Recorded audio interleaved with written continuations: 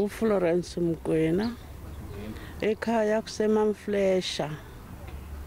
Iminyaka yami kuno-66.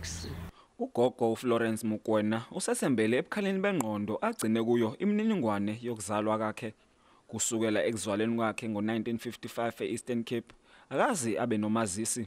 Wathuthela KwaZulu-Natal ngonyaka ka-2000 ezozama impilo engcono. Ugogo uMokoena uhlala kulomkhukhu kanye nendodakazi yakhe nabazukulu ababili baphila ngokunanelwa ngomakhelwane. Ayikho into ngaba ngingayithola nginganayo ID. Nokuhlala la ngize ngasiza umnikazi wendawo wathi ngingarenti ngoba angina ID anginamali. Ugogo uMokoena uthi okumhlukumeza umoya kakhulu ukuthi ungabikho kwamazisi kuthikameze impilo yendodakazi yakhe. Nayo ayinayo ID ngoba nami ngingenayo. Ingane aziholi. Ngize ngaphisana ngengane kubaba wazo.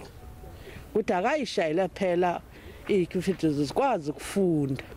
uNthabiseng Mokoena akawazange uqeda isikole. Wancamela ukubamba amatoho ukwenza inzuzo. Imali ayitholayo ayingakanani kodwa iyasibeka isinkwa etafuleni.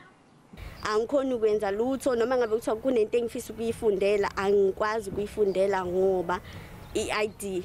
So mina mangihome affairs noma ngabe kuthiwa ngiphethe incwadi esikole but bafike bathi badinga uma wami. Umndeni uthi usuzame kaningi usizo okuhulumeni kungathi shu. iSABC ixhumana nomnyango wezokuthuthukiswa komphakathi ukuthi ulekelele lo mndeni. Bongani Geme indaba ze SABC eMariannhill.